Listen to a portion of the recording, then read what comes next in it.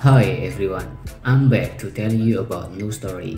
Kali ini, Ruang Review akan membawakan alur cerita yang jujur dan berbau full spoiler. Di mana konten ini memang diperuntukkan bagi yang hanya ingin tahu alur cerita sebuah film. Jika kalian suka bisa like, share, comments, and subscribe. Karena dengan semua itu kalian sudah membantu untuk menghidupkan tungku kami. Terima kasih, semoga konten ini membuat Anda terus rebahan. Let's get started. Film ini menceritakan seseorang ayah yang melek dunia maya mencoba untuk menemukan putrinya yang berusia 16 tahun yang hilang melalui internet. Dengan bantuan detektif, film ini diambil sepenuhnya dari sudut pandang smartphone dan laptop. Ini adalah film layar komputer thriller misteri Amerika tahun 2018 pertama yang memiliki aktor utama Asia Amerika. Film dimulai dari San Jose, California dari keluarga David Kim. Film dimulai dengan diperlihatkan monitor sebuah komputer dengan Windows 7 dari keluarga kecil yaitu David Kim, istri David Kim yaitu Pamela, dan putri David, Margot. Di sini David Kim sedang melihat memori kenangan keluarganya. Melalui video masa lalu putrinya yang bernama Margot, David selalu menyimpan dan mendokumentasikan kegiatan anaknya sejak kecil ke dalam video. Mulai masuk sekolah, pertama les piano, sampai beranjak dewasa. David ini mungkin lagi kangen dan mengenang masa-masa mendiang istrinya bernama Pamela. David sedang melihat istrinya mulai pertama menikah, memiliki anak, sampai pernah sakit dan meninggal karena kanker. Singkat cerita, di pagi hari David sedang video call dengan putrinya dan menanyakan kabar selayaknya orang tua. Di sini Margot sedang belajar kelompok di rumah temannya sepanjang malam. Tidak lama kemudian, David mendapat telepon dari saudaranya yang bernama Peter. Di sini, Peter sedang memasak dan ingin menunjukkan masakan yang pernah mereka makan di masa kecil. Tapi, tidak sengaja David melihat toples ganja. Di sini percakapan mereka mulai canggung. Untuk mencairkan suasana, Peter menanyakan hubungan David dengan anaknya. Peter pun menyarankan agar David untuk sering berbicara langsung kepada anaknya. David menjawab dengan yakin bahwa hubungan mereka akan baik-baik saja meskipun cuma melalui pesan dan video call. David melihat video istrinya. David lanjut melihat video istrinya. Malam pun tiba saat David sedang tertidur. Margot menelpon berkali-kali tapi tidak diangkat oleh David. Keesokan harinya, David terbangun melihat panggilan tak terjawab dari Margot. Dia pun langsung menelpon balik dengan cepat. Tetapi tidak ada respon dan David mencoba menelpon lagi melalui HP-nya tetapi tidak diangkat oleh Margot sampai jam 3.27 sore hari. Tapi tidak ada kabar juga dari Margot. Kemanakah Margot? Hal ini membuat David tidak konsen saat kerja. David melihat Margot meninggalkan laptopnya. David yang khawatir mencoba menelpon lagi, tetapi tetap tidak ada jawaban dari Margot.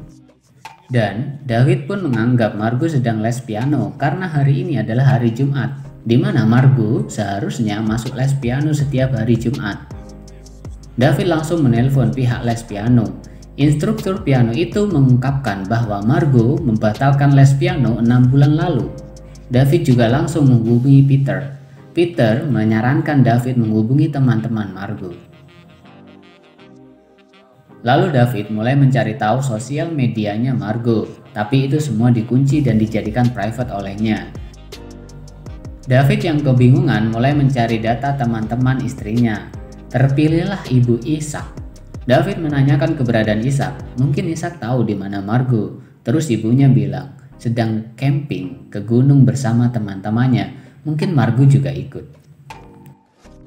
Di sini David mulai tenang, tapi David tetap kesal dengan les piano dan bolos sekolahnya si Margot. Di pagi hari, Ishak menelpon David untuk mengklarifikasi jika Margot tidak pernah datang dan ikut. Lalu David memutuskan menelpon polisi dan melaporkan kehilangan putrinya. Laporan pun selesai. Setelah itu David mendapat telepon dari seseorang, yaitu Rosemary Fick, seorang detektif sersan yang tugaskan untuk menangani kasus putrinya David.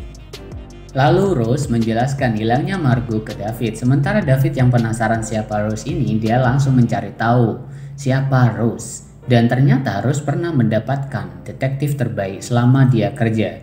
Si detektif meminta David untuk memberikan info lebih lanjut mengenai Margot. Keesokan harinya David membuka laptop Margot dan berusaha untuk login ke Facebooknya dan berhasil. Dia langsung menghubungi teman-temannya di Facebook satu persatu bertanya ke teman Margot. Pertanyaannya adalah kapan terakhir mereka bertemu dengan Margot. Dan semua pertanyaan itu David rangkum dan dia kirim ke Rose, si detektif. Dari semua itu David mengetahui anaknya pendiam di sekolah dan tidak punya banyak teman yang akrab. Semenjak ibunya meninggal, Margot menjadi anak yang pendiam.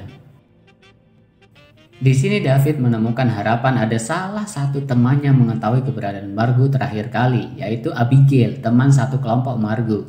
Dia terakhir kali bertemu Margot saat belajar kelompok jam 9 malam. Kemudian Abigail menyarankan David untuk membuka aplikasi Tumblr karena Margot sering memakai aplikasi itu. Dan isinya hanya beberapa foto dan caption Margot yang singkat dan penuh makna. Di malam hari, detektif Rose menunjukkan rekaman CCTV yang memperlihatkan Margot pergi keluar kota. David pun mulai berpikir kemana Margot pergi. Dia akhirnya menemukan ide untuk mengetahui uangnya yang dia berikan untuk les piano. Ternyata uang itu ditabung terpenting. Yang anehnya di sini, Margot pernah mentransfer uang ke akun Venom yang sekarang tidak aktif sebesar $2.500 6 hari lalu, yang semakin membuat David bingung. David pun pergi mencari tahu di Instagram Margot. Dan ada satu orang yang selalu komen di postingannya, yaitu Derek. Lalu David membuka akun Derek dan melihat foto-foto Derek yang membuatnya khawatir. David pun berhasil mendapatkan kontak si Derek ini dan menelpon Derek dengan penuh yakin bahwa dialah pelakunya, tetapi Derek tidak mengakuinya. Di saat Margot hilang, dia sedang menonton konser Justin Bieber. David yang sudah merasa putus asa tiba-tiba ditelepon oleh detektif Rose.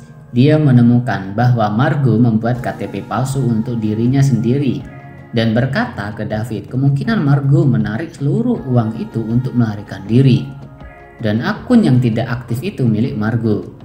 Detektif Rose bilang banyak kasus anak muda seperti ini untuk mengamankan uang mereka dari pemantauannya. Dan dia juga bilang kemungkinan besar tidak hilang. Dia berusaha kabur. David tidak menyerah, dia tetap berusaha mencari Margot dan dia membuka situs yang selalu dikunjungi Margot. Ada situs yang menarik perhatian David, Ucast. Ucast ini adalah video blogging dan David pun mulai live dengan akunnya Margot. Siapa tahu ada yang kenal dengan Margot. Ternyata benar ada satu akun yang langsung join ke live, tetapi hanya sebentar dan langsung log out. Nama akunnya Fish and Chips. David pun mulai melihat video tentang Margot yang isinya tentang semua kesedihan Margot, dan hampir semua video Margot ada akun yang selalu join, yaitu Fish and Chips. Pemilik akun ini Hannah, umur 20 tahun, bekerja sebagai waiter, pelayan. Bukti ini ia kasih ke detektif Rose tentang akun Fish. Lalu detektif Rose mengatakan bukti ini tidak membantu apapun karena tidak ada hubungannya dengan hilangnya Margot. Dan sudah dikonfirmasi di saat Margot hilang pemilik akun ini sedang bekerja. Akhirnya David diam dan bingung ketika David ingin duduk mematikan laptop. Dia melihat pemandangan danau yang tidak asing baginya. Sebelumnya dia telah melihat sekilas foto danau itu dari pencarian gambar di Tumblr. Tempat di mana Margot sering mengunjungi tempat itu menyendiri. Danau itu bernama Barbos. Dan dia melanjutkan pencarian di map dan ternyata dekat hanya 5 menit dengan tempat di mana Margot terakhir terlihat. Bersambung. Video lanjut ke part 2. Di sini bakalan seru. Kenapa? Karena semua akan terungkap, mulai siapa detektif Rose, di mana Margot hilang, dan David tidak menyerah untuk mencari anaknya yaitu Margot meskipun detektif Rose sudah menyuruhnya untuk berhenti mencari. Oke, di video ini diceritakan bahwasanya David sudah menuju ke Danau Barbus. Oke, thank you for watching. See you on the next video.